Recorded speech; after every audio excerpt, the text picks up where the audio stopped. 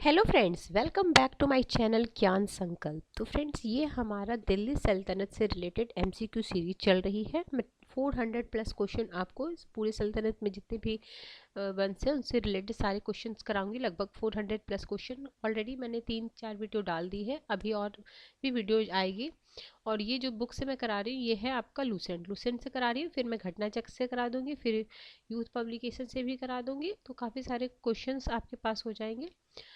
तो स्टार्ट करने से पहले अगर आपने अभी तक चैनल को सब्सक्राइब नहीं किया तो प्लीज़ चैनल को सब्सक्राइब कर लें। सब्सक्राइब करने से पहले के बाद बेल आइकन को भी प्रेस करें ताकि जब भी मैं वीडियो डालूँ तो आपको नोटिफिकेशन मिल जाए।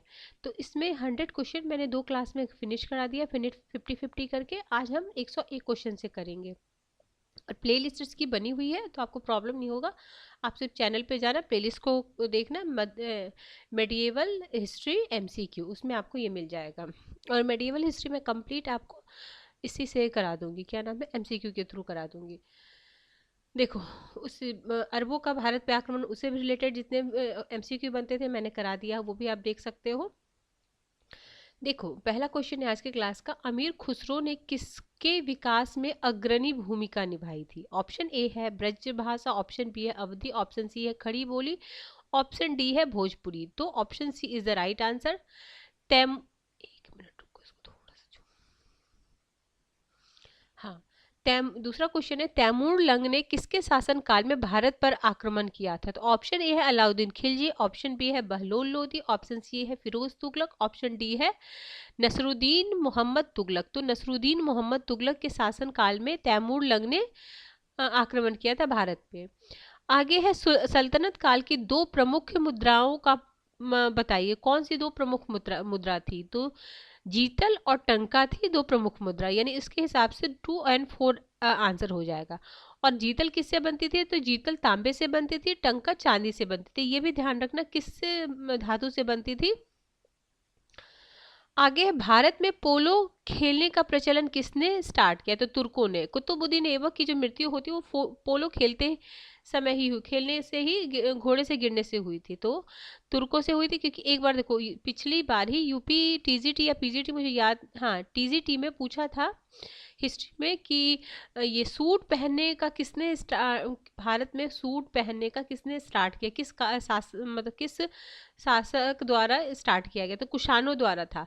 तो हो सकता है इस बार ये भी पूछ सकता है, ये पोलो खेल किसने प्रचलित किया? इस टाइप के भी क्वेश्चन आते हैं, क्योंकि ये ऑलरेडी यूपी पीसीएस में आया हुआ क्वेश्चन है। ठीक है, मैं इसके बाद जो यूपी पीसीएस में भी जो मध्यकालीन भारत से आए हुए हैं क्वेश्चन, वो मैं आपको करा दूंगी, मतलब दिल्ली सल्तनत से रिलेटेड। किसने एक तरफ संस्कृत मुद्रा के साथ चांदी के सिक्के निर्गत किए? किसने एक तरफ संस्कृत मुद्रा के साथ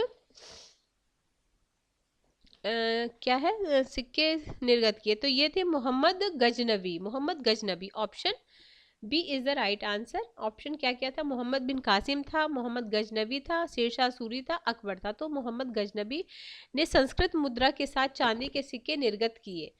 अगला क्वेश्चन है, अलाउद्दीन खिलजी के निम्न सेनाध्यक्षों में से कौन सा तुगलक वंश का प्रथम सुल्तान बना? ठीक है, तो कौन सा बना? ऑप्शन है गाजी मलिक, ऑप्शन बी है मलिक काफूर, ऑप्शन सी है जफर खां, ऑप्शन डी है उजबेक खां। तो इसका राइट आंसर हो जाएगा ऑप्शन ए गाजी मलिक। अगला क्वेश्चन है क्वेश्चन नंबर 107, निम्न जवाबित क्या था? तो जवाबित था राज्य कानून था। जवाबित क्या था? राज्य कानून। ये भी यूपी पीसीएस में आया हुआ क्वेश्चन है। जवाबित क्या था? राज्य कानून था। अगला है, निम्न में किस राजवंश के अंतर्गत विजारत का चरमोत्कर्ष हुआ था? विजारत का जो चरमोत्कर्ष हुआ था वो किसके काल में हुआ था? तो तुगलक के काल में हुआ था। Option C is the right answer. ये भी यूपीपीसी 1997 में आया हुआ है। अगला है, कथन और कानून वाला क्वेश्चन है। क्वेश्चन नंबर 109, अलाउद्दीन के दक्षिण अभियान धन प्राप्ति के अभियान थे। वह दक्षिण राज्यों को कब्जे में करना चाहता था। तो ए सही है किंतु आर गलत है। Option C is the right answer. ठीक है, 109 हो गया। अगला है एक मिनट, इधर से आना पड़ेगा।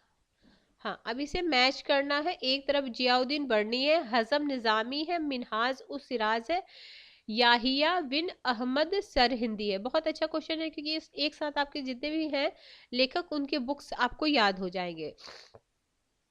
ठीक है, तो क्या क्वेश्चन नंबर हमारा है 110। तो इसका हो जाएगा ये ए आंसर हो जाएगा, यानी जियाउद्दीन बर्नी का है तारीख ए फिरोज शाही।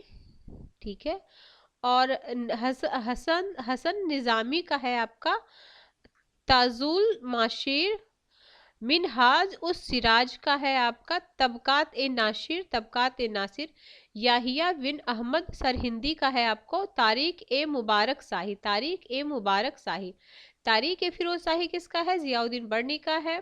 एक बार आप इसका स्क्रीनशॉट भी ले सकते हो।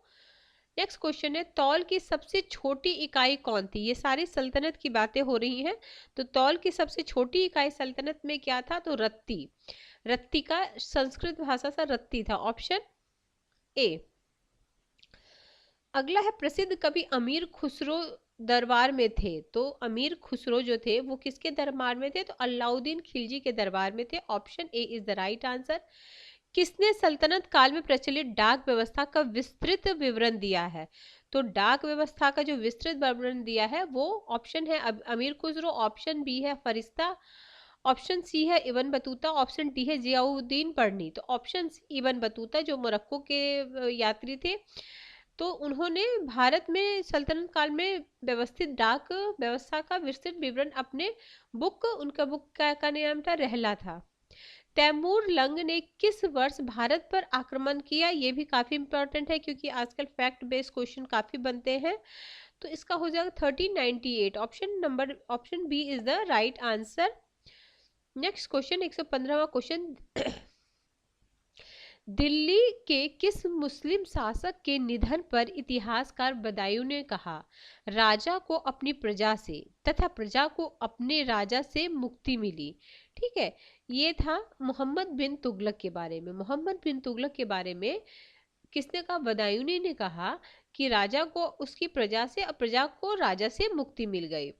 अगला है, दिल्ली के सुल्तान बलबन का पूरा नाम क्या था? तो उनका पूरा जो नाम था वो था आपका गयासुद्दीन बलबन। ठीक है, गयासुद्दीन बलबन। अगला है, कौन सा सुल्तान नया धर्म चलाना चाहता था किंतु उलेमा के विरोध किया? तो कौन सा जो सुल्तान है नया धर्म चलाना चाहता था और उलेमा ने उसका विरोध किया? तो Alauddin Khilji, option B is the right answer. अगला है 118, दिल्ली में कौन सा ऐतिहासिक स्मारक भारतीय तथा फारसी वास्तुकला शैली का उदाहरण है? कौन सा एक जो तो देखो, ऑप्शन है कुतुब मीनार, ऑप्शन बी है लोधी का मकबरा, ऑप्शन सी है हुमायूं का मकबरा, ऑप्शन डी है लाल किला। तो ये ऑप्शन सी जो हुमायूं का मकबरा है वो ऐतिहासिक स्मारक फारसी वास्तुकला का उदाहरण है। ठीक है, अगला है 119 क्वेश्चन, दिल्ली का सुल्तान जो दान दक्षिणा के बारे में काफी ध्यान रखता था और इसके लिए एक विभाग दीवान ए खैरात दान विभाग की स्थापना की थी। अब जैसे ना इस देखो किस तरीके के क्वेश्चन और बनते हैं वो भी मैं आपको बताते जाती हूँ। जैसे जितने भी विभाग थे उसका इस मेडिएवल हिस्ट्री में खासकर इस तरह के क्वेश्चन बनते हैं। विभाग दे देगा और किससे संबंधित था वो मैच द फॉलोइंग, वो आपके पीजीटी लेवल का क्वेश्चन है, आपको दे देगा और उसको मैच द फॉलोइंग करना पड़ेगा। तो आप ऐसा करना कि सारे विभाग को एक जगह लिख के या तो आप खुद से भी उसका क्वेश्चन बना सकते हो और या तो फिर जैसे अभी जैसे आपने एक सुना जैसे जैसे अगर क्वेश्चन कर रहे हो तो बस उसको लिखते जाओ। तो इसका ऑप्शन हो जाएगा option number B Firoz Tughlaq. निम्नलिखित में से किस संगीत वाद्य को हिंदू मुस्लिम गान वाद्यों का सर्वश्रेष्ठ मिश्रण कहा जाता है? एक क्वेश्चन हमने पिछले क्लास में किया था ना, वीणा और तंबू क्या है तंदूर जो मुस्लिम का मिला के जो सितार बनाए थे। ठीक है, ऑप्शन इसका हो जाएगा 120 का ऑप्शन डी। देखो, नई फारसी काव्य शैली सबका ए हिंद हिंदुस्तानी शैली के जन्मदाता कौन है? तब क्या है? तो ऑप्शन है जियाउद्दीन बर्नी, अफीम इसामी और अमीर खुसरो, तो ये हो जाएगा अमीर खुसरो का क्या है, सबकाए हिंद अथवा हिंदुस्तानी। अनुकूल परिस्थितियां मौजूद होने के बावजूद गुलाम वंश के शासक भारत में अपने साम्राज्य का विस्तार नहीं कर पाए, इसका मुख्य कारण क्या है? ऑप्शन है प्रारंभ में इनकी सैन्य शक्ति कमजोर थी, ऑप्शन बी है मंगोल आक्रमण का भय था, ऑप्शन सी है भारत में उनकी संख्या नगण्य थी, डी है वे साम्राज्य का विस्तार करना नहीं चाहते थे। तो 122 का है आपका बी, मंगोल आक्रमण का भय। ठीक है, ये 122 का बी आंसर हो जाएगा। Next question 123। आज हम 150 क्वेश्चन करेंगे कि 50-50 क्वेश्चन हर दिन कर रहे हैं हम। निम्नलिखित में से किसने सिकंदर सानी या द्वितीय सिकंदर की उपाधि धारण की थी? तो ये ऑप्शन है आपका इल्तुतमिश, ऑप्शन बी है बलबन, ऑप्शन सी है अलाउद्दीन खिलजी, ऑप्शन डी है इनमें से कोई नहीं। तो इसका आंसर है option number C, Alauddin Khilji. ठीक है।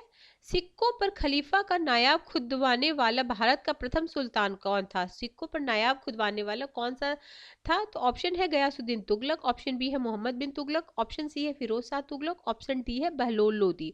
तो इसका राइट आंसर है फिरोज शाह तुगलक। फिरोज शाह तुगलक ने सिक्कों पर खलीफा का नायाब खुदवाने वाला प्रथम सुल्तान था। अगला क्वेश्चन 125, सैयद उस सलातीन की उपाधि किसने धारण की? सैयद उस सलातीन की उपाधि किसने धारण की?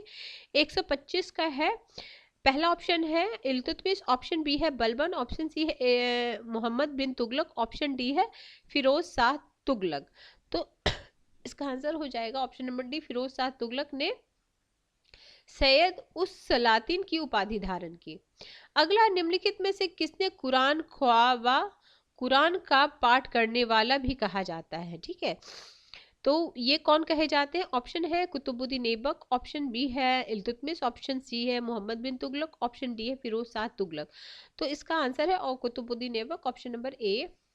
देखो इनको और क्या क्या कहा जाता है, देखो लाख बख्श, और ये पोलो खेलते हुए मर गए गिर के, और इन्होंने कुतुब मीनार का निर्माण स्टार्ट कराया, और क्या किया इन्होंने, 2.5 दिन का झोपड़ा बनवाया, और क्या है इनसे रिलेटेड। जैसे देखो अब जब पढ़ते हैं ना, तो जो जो आते जाते हैं राज, उनसे रिलेटेड जो जो मेन चीज़ है उसको भी रिकॉल करते रहो, तो रिकॉल करते रहोगे तो आपका रिवीजन होते रहेगा।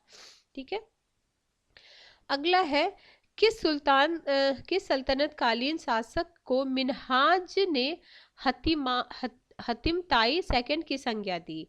ठीक है, किसने उनको हतिम ताई की संज्ञा दी? ऑप्शन है कुतुबुद्दीन ऐबक, किसको, फिर है बलबन, ऑप्शन सी है इल्तुतमिश, ऑप्शन डी इनमें से कोई नहीं। तो कुतुबुद्दीन ऐबक किस सल्तनकालीन शासक ने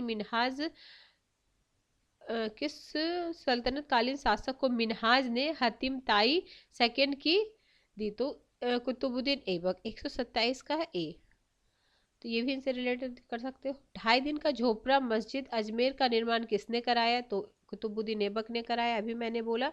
अब इनसे रिलेटेड जितने भी हैं, तो कुतुबुद्दीन, देखो शॉर्ट नोट्स बनाने का क्या तरीका, आप कुतुबुद्दीन ऐबक लिख लो, उसके सामने जितने भी, जैसे हतिम ताई किसने बोला, मिन्हाज, कोष्ट में करके मिन्हाज बोल दो। ठीक है।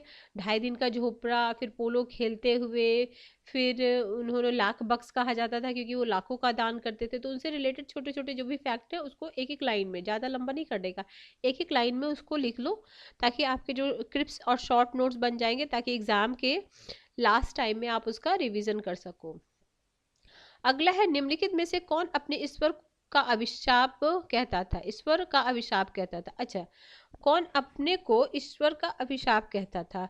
तो 129 का हो जाएगा, ऑप्शन है चंगेज खान, ऑप्शन बी है तैमूरलंग, ऑप्शन सी है नादिर शाह, ऑप्शन डी इनमें से कोई नहीं। तो ऑप्शन ए चंगेज खान अपने आप को ईश्वर का अभिशाप कहता था। अगला है, निम्नलिखित में से किसे बगदाद के खलीफा मंसूर स्वीकृत पत्र मानाभिषेक प्रदान किया? ऑप्शन ए है कुतुबुद्दीन ऐबक, ऑप्शन बी है इल्तुतमिश, ऑप्शन सी है रजिया सुल्तान, ऑप्शन डी है इनमें से कोई नहीं। तो इसका है ऑप्शन बी इल्तुतमिश। ठीक है, Iltutmish, option B is the right answer. अगला है, दिल्ली सल्तनत का पहला सुल्तान कौन था जिसने दोआब के आर्थिक महत्व को समझा? दोआब कौन सा क्षेत्र होता है? जो दो नदियों के बीच का क्षेत्र होता है ना, आप ज्योग्राफी में पढ़ोगे, उसको दोआब बोलते हैं। ठीक है, तो उसको किसने किया? ऑप्शन आपका है कुतुबुद्दीन ऐबक, इल्तुतमिश, अलाउद्दीन खिलजी और मोहम्मद बिन तुगलक। तो ये इसका आंसर है 131 का ऑप्शन बी। ठीक है, 31 का ऑप्शन बी। हाँ, दिल्ली की राजगद्दी पर अफगान शासकों के शासन का निम्नलिखित में कौन सा सही क्रम है? ठीक है, किसका? दिल्ली की गद्दी पर बैठे अफगानों का पूछा जा रहा है। तो इसमें हो जाएगा आपका बहलोल लोदी, सिकंदर शाह, इब्राहिम लोदी। ठीक है, सारे लोदी वंश जो थे अफगानी थे। तो उसमें है बहलोल लोदी, सिकंदर शाह, फिर इब्राहिम लोदी। तो option C is the right answer. 133, Delhi के तुगलक राजवंश का अंतिम शासक कौन था? तो तुगलक राजवंश का जो अंतिम शासक था वो था नसरुद्दीन महमूद। ठीक है, इसी के काल में वो किसकी आक्रमण हुई थी? ऊपर हमने पढ़ा है नसरुद्दीन महमूद। ठीक है, ऑप्शन सी याद रखिएगा। मध्यकालीन भारतीय राजाओं के संदर्भ में निम्नलिखित में कौन सा कथन सही है? देखो, पहला है अलाउद्दीन खिलजी ने एक अलग विभाग दीवान आरिज स्थापित की।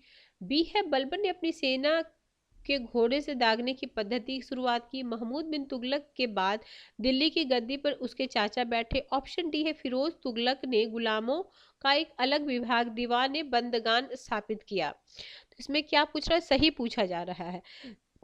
तो ये ऑप्शन डी ये सही है। घोड़े दागने का स्टार्ट अलाउद्दीन खिलजी ने किया था। ठीक है, अगला है कथन और कारण। मोहम्मद बिन तुगलक दिल्ली छोड़ने के बाद 2 वर्ष तक स्वर्गद्वारी नामक शिविर में रहा। ठीक है, उस समय दिल्ली एक प्रकार के प्लेग से बर्बाद हो गई थी और बहुत से लोग मर गए थे। तो 135 का हो जाएगा बोथ आर सही, और सही एक्सप्लेनेशन है ये।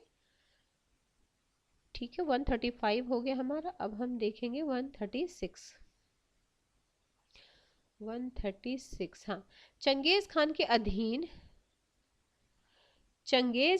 के अधीन मंगोलों ने किसको शासन काल में भारत पर आक्रमण किया? ऑप्शन है बलबन, ऑप्शन बी है Firoz Tughlaq, option C Iltutmish, option D है मोहम्मद बिन तुगलक। चंगेज खान के अधीन मंगोलों ने किसके शासन काल में आक्रमण किया था? तो ये किए थे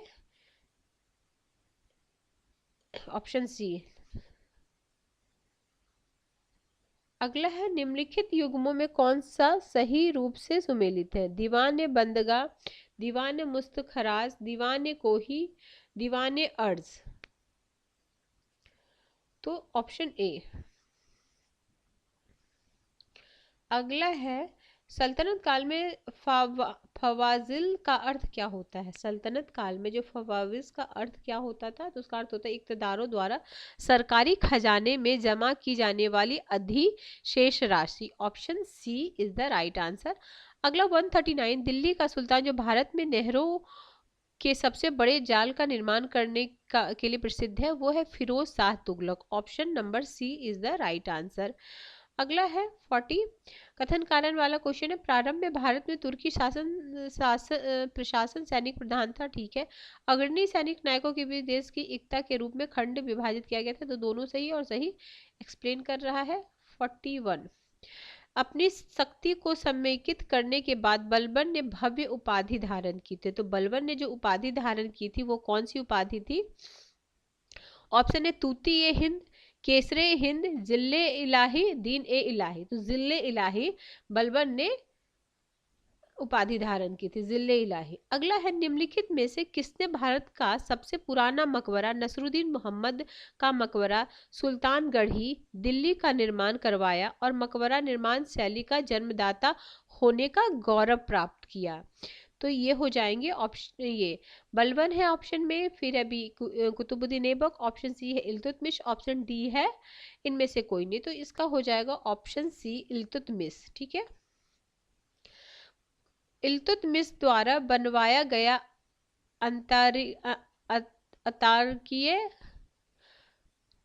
तारकीन का दरवाजा जो कि अकबर के बुलंद दरवाजे का प्रेरणा स्रोत बना, कहाँ पे स्थित है? इल्तुतमिश द्वारा जो बनवाया गया था कौन सा दरवाजा? अतार्कीय दरवाजा वो कहाँ पे है, वो पूछा जा रहा है आपसे। ऑप्शन है दिल्ली में, अजमेर में, लाहौर में, नागौर या जोधपुर में। तो इसका सही आंसर है नागौर या जोधपुर है। ठीक है, ऑप्शन डी है। 143 का डी है ना? हाँ डी है, ठीक है।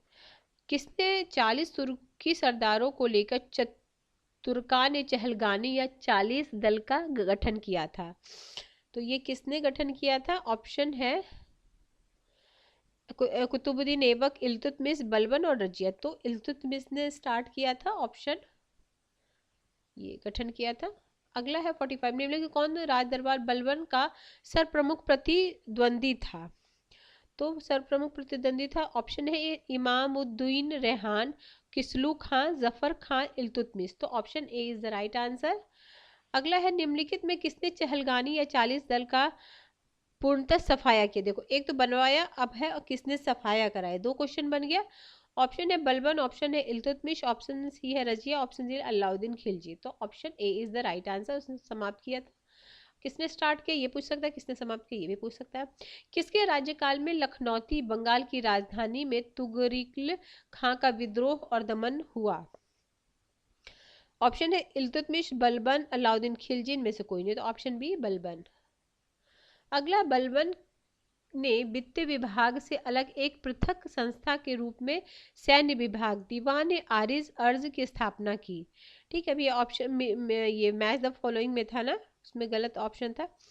तो 148 का है आपका ऑप्शन नंबर सी। ए और बी दोनों, आंतरिक विद्रोह का दमन करना और मंगोल आक्रमण को रोकना, वो दोनों था इसका उद्देश्य। ठीक है, 148 हो गया। 149 में है, किसने दरबार में सिजदा घुटने पर बैठकर शीश नवाब क्या पावोस, पावोस मतलब होता पाँव को चूमना, और सिजदा का होता घुटने पर बैठकर शीश नवाब। ठीक है, तो ये कौन से ये क्वेश्चन आपने देखा होगा, सिजदा और पावोस किसने स्टार्ट की, बड़ी पार्टी चलाई? तो ये थे आपके ऑप्शन है इल्तुतमिश, बलबन, अलाउद्दीन खिलजी, मोहम्मद बिन तुगलक। तो ऑप्शन बी बलबन। आज के क्लास का लास्ट क्वेश्चन है बलबन, एक मिनट। बलबन ने अपने को कुलीन साबित करने के लिए शाहनामा में वर्णित किस प्रसिद्ध तुर्की योद्धा का वंशज होने का दावा किया? ऑप्शन है अफर सियाब, ऑप्शन बी है हमीर हमजा, तैमूर, और डी है इनमें से कोई नहीं। तो ये अफर सियाब का वंशज होने का दावा किया, option A is the right answer. ठीक है फ्रेंड्स, आज हमने 50 क्वेश्चन किए, मोस्ट इंपॉर्टेंट, मोस्ट एक्सपेक्टेड, जो आपको काफ़ी हेल्प करने वाला है किसी भी एग्जाम में। ये तो जीएस में भी आ जाएगा, साथ में अगर आप किसी भी टीचिंग एग्जाम की तैयारी कर रहे हो किसी भी स्टेट का, हर स्टेट में मेडिएवल हिस्ट्री तो है ही, और ये काफ़ी इंपॉर्टेंट पार्ट है, क्योंकि इसमें हमें काफ़ी बार पढ़ना पड़ता है, क्योंकि इसमें क्या होता है ना, याद होने में थोड़ी दिक्कत होती है, क्योंकि ऐसे ऐसे नाम होते हैं ना, इसलिए तो आप कई बार 2 से 3 बार आप इस वीडियो को नॉर्मल वॉइस में सुनना, नॉर्मल स्पीड में, फिर आप इसकी स्पीड को इंक्रीज करके भी सुन सकते हो, ताकि मल्टीपल टाइम आपका रिवीजन हो जाए, और जो आपको याद नहीं होता उसको आप नोट डाउन कर लो। तो ठीक है फ्रेंड्स, हम मिलते हैं नेक्स्ट वीडियो में। अगर किसी भी वजह से ये चैनल आपको हेल्प कर रहा है तो प्लीज़ चैनल को जरूर सब्सक्राइब करें, और वीडियो पसंद आती है तो उसे लाइक भी जरूर करें। तो मिलते हैं हम नेक्स्ट वीडियो में। Till then bye bye.